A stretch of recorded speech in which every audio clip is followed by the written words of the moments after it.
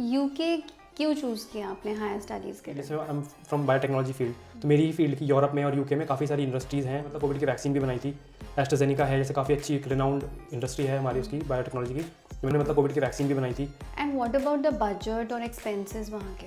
But 8 lakh और 9 लाख मैंने show किया था यहाँ पे, और वहाँ मुझे था उसका मेरा कैश आ गया था max to max 9 to 10 days में, 4 से 5 दिन में मेरा वीज़ा आ गया था। Is it easy to get jobs वहाँ पर? मेरे को तो मतलब मिल गई थी 6 से 7 दिन में। मतलब एक दिन अकोमोडेशन के लिए एडवाइस ये है कि अपना अकोमोडेशन यहीं से बुक करके जाओ। और जो इंटरनेशनल स्टूडेंट्स होते हैं उनके साथ इंटरेक्शन ईजी होता है या डिफ़िकल्ट होता है? बन जाते हैं, ईजिली बन जाते हैं, ईजिली बन जाते हैं। मतलब। और पढ़ाई में कितना डिफरेंस लगा आपको इंडिया से कंपेयर करो अगर आप यूके? मशीन है, इसको आपको हमने कल लेक्चर में पढ़ाया है, इस मशीन को हैंडल करना आपको आना चाहिए। नहीं आता है तो लैब छोड़ो, अभी जाओ, पढ़ो, वापस आओ, अपने आप करो। ही मेरे को 30 पाउंड्स मिल गए वहाँ पे। ऋषिकेश का एक मैनेजर था KFC में, उसने मेरे को बोला बेटा कल से काम पे आ जाना। इंसिडेंट हुआ वहाँ पे जो वियर्ड था या बहुत अच्छा था? कुछ भी ऐसा इंसिडेंट जो एक्सपेक्ट नहीं कर रहे थे? मेरे को सामने से बोला बेटा यूके आ गए हो। अच्छा, अगर कोई 3 एडवाइजेज आपको उन स्टूडेंट्स को देना है जो यूके कंसिडर करें फॉर हायर स्टडीज़, तो वो क्या होंगे? भी अगर बायोलॉजी फील्ड का बंदा है तो Europe is the best place to go. कि सागर सर ने आपको एडवाइस किया था फॉर यूके, राइट? तो ये एडवाइस अच्छी थी या कितनी अच्छी थी? तो how happy you are UK जाके? Hello Sudeep, welcome back to Kanan. कैसा लग रहा है इंडिया वापस आकर? मैम इंडिया बहुत अच्छा लग रहा है आने के बाद। काफ़ी टाइम बाद मैं आया हूँ इंडिया, तो फैमिली से मिलके, स्पेशली अपने डॉग से मिलके और कानन आके तो बहुत अच्छा लग रहा है। सागर भैया से मिला और नितिन से, हिमानी जी से मिलके, मतलब सबको को वापस ऐसे देख के अच्छा लग रहा है काफ़ी। यूके क्यों चूज़ किया आपने हायर स्टडीज़ के लिए? मैम यूके मेरा प्लान नहीं था स्टार्टिंग से चूज़ करने का। मेरा प्लान था ऑस्ट्रेलिया जाने का, क्योंकि मेरी एक फ्रेंड ऑलरेडी वहाँ पढ़ रही थी। तो मतलब मेरे को काफ़ी टाइम मतलब जॉब भी कर रहा था मैं यहाँ पे, तो मेरी फ्रेंड ऑलरेडी वहाँ PhD कर रही थी, तो उसको मतलब काफ़ी अच्छा वो अर्न कर रही थी और मतलब उसको अपॉर्चुनिटी बहुत अच्छी मिली थी। तो मेरा प्लान ऑस्ट्रेलिया ही जाने का था। बट प्रॉब्लम मेरे वीज़ा में आ गई आने के बाद कि मतलब यूनिवर्सिटी रिप्लाई ही नहीं कर रही थी ऑस्ट्रेलिया से। मतलब उन्होंने मेरे को पहले कुछ नोटिस, वो मतलब अनकंडीशनल ऑफर लेटर भेजा मेरे को, तो मैं थोड़ा अच्छा लगा मेरे को कि ठीक है अनकंडीशनल आ गया स्टार्टिंग में ही। फिर उन्होंने उसके बाद जो हमको फ़ंड शो करने पड़ते हैं, एक तो फंड्स बहुत ज़्यादा शो करने पड़ रहे थे वहाँ के लिए, तो उसके बाद जब फंड वगैरह सब कुछ शो कर दिया, यूनिवर्सिटी ने रिप्लाई ही करना बंद कर दिया। उन लोग के कोई रिस्पॉन्स ही नहीं आ रहा था। मैं 2 से 3 महीने ऐसे ही बैठा रहा, मैं करूँ क्या। रोज़ भैया के पास आता था मैं, कानन भैया क्या हो रहा है। भैया ही परेशान हो गए थे।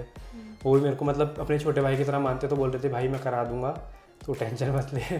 तो ऐसे ही चल रहा था सब कुछ। फिर उन्होंने बोला कि भाई यूनिवर्सिटी रिप्लाई नहीं कर रही है, तेरा टाइम वेस्ट हो रहा है, तो एक काम करते हैं, एक बार यूके ट्राई करके देख, मेरे बोलने से। तो मैंने कहा भैया यूके तो मैंने कभी सोचा ही नहीं है इस बारे में। तो बस फिर मैंने थोड़ा उसी रात को मैं घर गया, मैंने रिसर्च किया कि मतलब क्या है। फिर देखा मैंने कि वहाँ पे जो मेरी फील्ड से, I am from biotechnology field, तो मेरी फील्ड की यूरोप में और यूके में काफ़ी सारी इंडस्ट्रीज़ हैं जिन्होंने मतलब कोविड की वैक्सीन भी बनाई थी। एस्ट्राजेनेका है, जैसे काफ़ी अच्छी एक रिनाउंड इंडस्ट्री है हमारी उसकी बायोटेक्नोलॉजी की। तो मैंने रिसर्च किया, मैंने मम्मी से बात की, अपनी सिस्टर्स से बात की, तो फिर मैंने भैया को नेक्स्ट डे मॉर्निंग किया, भैया मेरे को लेट्स ट्राई इट। तो फिर ऐसे यूके का प्लान बन गया। And what about the budget और एक्सपेंसेस वहाँ के? बजट में जैसे मैंने बोला, ऑस्ट्रेलिया के लिए मुझे 30 लाख के आसपास शो करना पड़ रहा था। On the top of that 2 साल की मास्टर्स थी।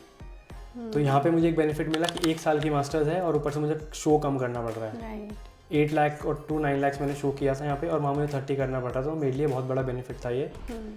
तो बजट में यही था कि वहाँ जाने के बाद तो मुझे ऐसा कोई प्रॉब्लम नहीं आई, बट यहाँ से मतलब वो शो करने के बाद एक वीज़ा प्रोसेस बहुत ईजी हो गया था। यूके मतलब एक्सेप्टेंस उन्होंने बहुत जल्दी दी, 3 दिन में मेरा ऑफर लेटर आ गया था। उसके बाद फिर मैंने जब भैया ने मेरे को आगे का प्रोसेस फाइलिंग वगैरह किया उसका मेरा कैश आ गया था max to max 9 to 10 days में। और बस फिर मैं अपना वीज़ा के लिए गया वहाँ पे, और मेरा 4 से 5 दिन में मेरा वीज़ा आ गया था।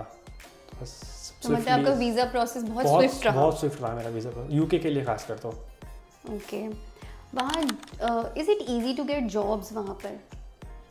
मैम ईजी अपने पर्सपेक्टिव से बोलूँ तो है, बिकॉज स्टूडेंट्स आजकल क्या कर रहे हैं, उनको मतलब सोच रहे हैं कि हम फर्स्ट डे स्टेप आउट करें, फर्स्ट डे जॉब मिल जाए। ऐसा तो कभी नहीं हो सकता। ऑन टॉप ऑफ दैट वो क्या कर रहे हैं, घर बैठे हैं, बेड में लेटे हैं और अप्लाई कर रहे हैं। इंडीड पे अप्लाई कर रहे हैं, लिंक्डइन से वो कर रहे हैं, उससे कुछ नहीं हो सकता। ऑनलाइन मैम किसी के पास उतना इतना टाइम नहीं है कि लोग बैठ के रोज 100 ईमेल आ रहे हैं, 100 ईमेल चेक करें, उनका रिस्पॉन्ड करें, किसी के पास इतना टाइम नहीं है। बच्चे क्या कर रहे हैं, स्टूडेंट स्टेप आउट ही नहीं कर रहा है। जैसे स्टार्टिंग में हमको 20 आवर्स अलाउड होता है काम करने के लिए, तो आप स्टेप आउट करोगे उनके साथ अपना मतलब सबसे ना फेस वैल्यू होती है जो, वो बहुत इंपॉर्टेंट है शो करना। कि जैसे कोई जा रहा है वहाँ पे, उसको मतलब जॉब मतलब बेड में बैठ के तो नहीं मिल सकती। Exactly. जाओ, स्टेप आउट करो, बात करो उन लोगों से कि मेरे को इतना एक्सपीरियंस है, मैं ये कर सकता हूँ, आपके पास काम क्या है। तो मतलब एक इंटरेक्शन जब होता है ना इंसान से, तो तब इजीली मिल जाती है। तो मेरे को तो मतलब मिल गई थी 6 से 7 दिन में। मतलब एक दिन मैं गया, उस दिन मेरे को नहीं मिली, सेकेंड डे में गया, मेरे को जॉब थी मेरे हाथ में। किस तरह के जॉब्स मिल जाते हैं नॉर्मली स्टूडेंट्स को अगर मैं देखूँ तो रेस्टोरेंट्स में, और मेनली हाँ बच्चे स्टूडेंट्स वहीं पे ही करते हैं, और वो यूनिवर्सिटी में वो काम कर रहे हैं एज अ स्टूडेंट एम्बेसडर्स काम कर सकते हैं, बट उसके लिए भी टाइम चाहिए क्योंकि उनका एक टाइम पीरियड होता है, जैसे अक्टूबर टू नवंबर के बीच में वो लोग अपना स्लॉट निकालते हैं। Now you can apply for that. Okay. But हम लोग सितंबर इनटेक जैसे मैं गया था, सितंबर टू नवंबर आप वेट करोगे तो 2 मंथ्स का एक्सपेंस आपको यहाँ से लेके जाना पड़ेगा। तो 2 लाख to 3 लाख ऐसे मान के चलो आप कर ही दोगे स्पेंड। और हमको पता भी नहीं होता कि पाउंड टू ये INR जो कन्वर्जन होता है ना, हम लोग ऐसे स्पेंड करते हैं। 1 पाउंड मतलब हम सोचते हैं 1 रुपया है, ऐसा नहीं होता है। तो मतलब फिर ऐसे मैंने भी किया है स्टार्टिंग में, जैसे अकोमोडेशन का था मेरा, मैंने बहुत स्पेंड किया उस चीज़ में स्टार्टिंग में। और फूड में भी मैंने बहुत ज़्यादा स्पेंड किया है। मतलब मेरे को अंदर से ऐसा लगता था कि मतलब मैं 1 पाउंड 1 रुपया समझ के खर्च कर रहा हूँ। तो मैं 1 महीने में 1 लाख रुपये खर्च कर चुका था। तो जैसे जो स्टूडेंट्स कंसिडर कर रहे हैं यूके फॉर स्टडीज़, उनको अकोमोडेशन, ट्रैवल, फूड के लिए what will you advice? Ma'am accommodation के लिए एडवाइस ये है कि अपना अकोमोडेशन यहीं से बुक करके जाओ। मिनिमम पीरियड जितना हो सकता है उतना बुक करो। अगर आपको 3 महीने के लिए अकोमोडेशन मिल रहा है, उसको 3 महीने के लिए ही करो। ये मत सोच के जाओ कि आपके पेरेंट्स बोलेंगे कि कहाँ धक्के खाएगा वहाँ जाके, कहाँ घूमेगा, ढूंढेगा, ये करेगा। मत करो। 3 मंथ्स के लिए बुक करो, और उसके बाद आप जब बाहर निकलोगे, लोगों से मिलोगे, आप देखोगे आप जो आपने अकोमोडेशन बुक किया है वो आपने 600 पाउंड में बुक किया है, 500 में किया है, बट आपको कोई फ्रेंड है उसको लकीली मिल गया होगा 300 या 350 400 मिल गया होगा, तो आप उससे रेफरेंस लेके 3 महीने का आपका यहाँ कॉन्ट्रैक्ट खत्म होगा, आप वहाँ मूव कर जाओ, आपका वहाँ पैसा बचेगा। राइट। ये बेटर ऑप्शन होता है, जो कि मेरे को मतलब मैं अकोमोडेशन मैंने ये गलती की थी कि मैंने 9 मंथ्स का ले लिया था यहीं से जाने से पहले, तो मैं वहाँ फंस चुका था। 600 पाउंड पे करना है तो अब करना है। अगर आप छोड़ रहे हो तो स्टार्टिंग में पूरा अमाउंट आप हमको 6 मंथ्स का पे कर दो, उसका छोड़ दो। मैं अपना पैसा वेस्ट नहीं कर सकता था। ओके। और जो इंटरनेशनल स्टूडेंट्स होते हैं उनके साथ इंटरेक्शन ईजी होता है या डिफ़िकल्ट होता है? वो भी ma'am student to student depend करता है, मतलब पर्सन टू पर्सन डिपेंड करता है कि जैसे इंटरनेशनल स्टूडेंट कोई है, जैसे कोई नाइजीरिया से है, कोई वहीं का ब्रिटिश सिटीज़न है, आपकी यूनिवर्सिटी में पढ़ रहा है, आपको कहीं मिल गया, वो आपसे क्रॉस कर रहा है, वहाँ के लोगों का ये क्या होता है, स्माइल पास करके ना चलते हैं, मतलब हैप्पी होते हैं काफ़ी ना, हैप्पी। और उसने आपको स्माइल पास की, आप डम फेस करके चले गए साइड से, तो आपको नेक्स्ट डे मिलेगा तो आपसे बात करने की कोशिश ही नहीं करेगा वो। कोल्ड एक्सप्रेशंस के साथ। बिल्कुल कोल्ड एक्सप्रेशंस को दोगे तो वो नहीं करेगा। आपने उसने आपको एक दिन स्माइल पास की, आपने उसको स्माइल किया, हेलो बोला, ओके फाइन, उसको भी अच्छा लगेगा, आपको भी अच्छा लगेगा कि चलो ठीक है, हम लोग ऐसे ही किसी, आप पता नहीं किस पर्सपेक्टिव से, किस मूड से जा रहे हो, किसी ने आपको हाय हेलो कर दिया, आपका मूड थोड़ा तो ठीक होगा उससे, नेक्स्ट डे मिलेगा, आपका इंटरेक्शन बढ़ेगा उससे, ऐसे करते करते उसके फ्रेंड्स ऑफ फ्रेंड्स बनेंगे, ऐसे करके तो आप मतलब मिल सकते हो लोगों से, फ्रेंड्स बन जाते हैं, इजीली बन जाते हैं, मतलब पर्सन टू पर्सन वो डिपेंड करता है। और पढ़ाई में कितना डिफरेंस लगा आपको इंडिया से कंपेयर करो अगर आप यूके? मैम इंडिया से कंपेयर करूँ तो जैसे मैम यहाँ पे जो होते हैं लेक्चरर्स आते हैं क्लास में पढ़ाते हैं, वो बीच में थोड़ा कुछ बोलते हैं, आप अगर नहीं सुन रहे हो तो वो आपको बोलेंगे, वहाँ पे उनको कोई मतलब नहीं है। अच्छा। वो आएंगे, पढ़ाएंगे, चले जाएंगे। अगर उनसे आप क्रॉस क्वेश्चन करते हो तो वो आपको बहुत अच्छे से आंसर करेंगे। यहाँ पे बोलते हैं ना कि बाद में बता दूंगा करके, तो वो नहीं करेंगे कभी, वो बहुत अच्छे से रुकेंगे। 3 घंटे का लेक्चर है तो वो 4 घंटे भी रुक जाएंगे आपके लिए, इतना है उन लोगों का। सबसे मेन मेरे को लगा, जैसे मेरा बायोटेक्नोलॉजी फील्ड से हूँ तो मेरा मेनली लैब का काम होता है, तो लैब्स में हमको हैंड्स ऑन प्रैक्टिस मिलती है। यहाँ पे हमको क्या होता है, लैब असिस्टेंट्स होते हैं, आप अपना सैंपल लो, यहाँ लोड कर दो, हम कर देंगे, ऐसा वहाँ पे नहीं है। ये मशीन है, इसको आपको हमने कल लेक्चर में पढ़ाया है, इस मशीन को हैंडल करना आपको आना चाहिए, नहीं आता है तो लैब छोड़ो, अभी जाओ, पढ़ो, वापस आओ, अपने आप करो। प्रॉब्लम होती है तो हम बताएंगे, अदरवाइज ऐसे मतलब कोई और आपकी हेल्प नहीं करेगा वहाँ पे। खुद करोगे, खुद जानोगे, खुद सीखोगे, एक्सपीरियंस अच्छा मिलता है उस चीज़ से। फर्स्ट मंथ कैसा रहा आई गेस फर्स्ट मंथ घूमने में निकल गया फर्स्ट होगा। मंथ मैम जैसे मैं यहाँ से गया था तो मेरा फ्रेंड ऑलरेडी वहाँ पे था। जैसे मैं कैंट में रहता हूँ तो वो कैम्ब्रिज में था 3 आवर्स अवे, तो वो मुझे एयरपोर्ट लेने आ गया था। तो मैं 15 डेज तो उसके पास रहा, क्योंकि मेरे पास अकोमोडेशन का वो था कि मतलब नॉर्मली ऐसा नहीं मिल रहा था। फिर जो मैंने यहाँ से बुक किया था वो मेरा स्टार्ट हो रहा था 1 सितंबर से, मैं यहाँ से चला गया था 15 अगस्त को। तो 15 to 1 में उसके पास रहा, उसके साथ मतलब अच्छा मेरा बॉन्ड था। यहीं से हम कानन में ही कोचिंग लेते थे, वहीं से हमारी फाइल लगी थी, तो हमारा काफ़ी अच्छा बॉन्ड था यहीं से। तो हम जब मैं उसके पास रहा, वहाँ जाकर उन्हें सब कुछ बताया कैसे होता है क्या होता है। उसने मेरे को बोला 15 दिन जॉब करनी, तो फर्स्ट डे उसने मेरे को जॉब पे भेज दिया कि तू एक काम कर, मेरी तबीयत ठीक नहीं है, तू मेरी जगह जॉब पे चला जा, क्योंकि वो जहाँ पे काम करता था वो वेयर हाउस था और वो किसी इंडियन का ही था। उसने भेज दिया। तो फर्स्ट डे ही मेरे को 30 पाउंड्स मिल गए वहाँ पे, तो मेरे को अच्छा लगा। मेरे को फर्स्ट डे आया हूँ, फर्स्ट डे मैंने कमा लिया। उसके बाद ऐसे ही बीच बीच में वो भेजता रहा मेरे को, कह रहे एक काम कर तू यूनिवर्सिटी यहीं से चला जाएगा। मैंने कहा तो बहुत एक्टिव हो जाएगा। कह रहे मतलब मेरे को ऐसा था कि मेरे को पता चल गया था कि जॉब ईजी है मिलना, मतलब अच्छा मेरे लिए मतलब इतना डिफिकल्ट नहीं था। फिर जब मैं वहाँ पे मूव किया अपने वहाँ पे जहाँ पे मेरी यूनिवर्सिटी, वहाँ पे मेरा अकोमोडेशन फर्स्ट से स्टार्ट था, 2 से 3 दिन मेरे को मैक्सिमम लगे होंगे जॉब के लिए। उसमें भी मैं अपने आप को लकी मानता हूँ कि मैं वहाँ पे गया और मेरे को यहीं पास का ऋषिकेश का एक मैनेजर था KFC में। उसने मेरे को बोला बेटा कल से काम पे आ जाना। वाओ। 3rd डे था, मैं 2nd 3rd 4th को मेरे हाथ में जॉब थी। नाइस। बस ये था मेरा, मतलब इतनी डिफिकल्टी मेरे को जॉब की नहीं हुई वहाँ पे। तो ऐसा कोई इंसिडेंट हुआ वहाँ पे जो वियर्ड था या बहुत अच्छा था? कुछ भी ऐसा इंसिडेंट जो एक्सपेक्ट नहीं कर रहे थे? मैम वियर्ड तो मतलब बहुत हुए, अनएक्सपेक्टेड मतलब मेरे से भी हुए, और कुछ ऐसे हैं जो मतलब मैं नहीं बोल सकता। और मतलब ऐसे मतलब जैसे लेक्चरर्स में होते हैं मेनली, हम लोग क्या, हमको यहाँ की आदत थी, फैकल्टी अगर हमको सामने से पढ़ा रही है, हम लोग क्वेश्चन करते हैं, हम बोलते हैं सर 1 मिनट, हमको एक्सक्यूज में बोलने की आदत नहीं है। राइट। और सबसे ज़्यादा सॉरी थैंक यू बहुत चलता है वहाँ पे, वो सीख के जाओ यहाँ से सॉरी थैंक यू। तो अब अगर प्रोफेसर सामने पढ़ा रहा है तो मैंने ही बीच में उठ के, मेरे को कुछ समझ नहीं आया, मैंने उसको उठ के बोल दिया सर 1 मिनट। मैंने सच में उसको बोल दिया ना सर 1 मिनट, मेरे को ये समझ नहीं आया, मैं हिंदी में ही उसको बोल दिया। और वो इतना वो था कि मतलब उस प्रोफेसर को भी हिंदी आती थी, वो ब्रिटिश सिटीजन है, उसको हिंदी आती थी। तो उसने मेरे को सामने से बोला बेटा UK आ गए हो, उसने ऐसे बोला। फिर उसका तो इंग्लिश में स्टार्ट हो गया था बोलना, मतलब मेरे को काफ़ी उस पर ऑकवर्ड भी लगा मेरे को। फिर मेरे को मुंह नीचे करके बैठना पड़ा पूरी क्लास में। उसके बाद से नॉर्मल है, मतलब आज तक उनको पता है कि हाँ चलो हिंदी आती है। अब आज जाते भी हम हिंदी में बात करते हैं उनसे, और वो ब्रिटिश सिटीजन ही है वो। ओके। ऐसी कोई 3 एडवाइजेस जो आप दोगे जो उन स्टूडेंट्स को जो कंसिडर करें UK for their higher studies, any 3 advises?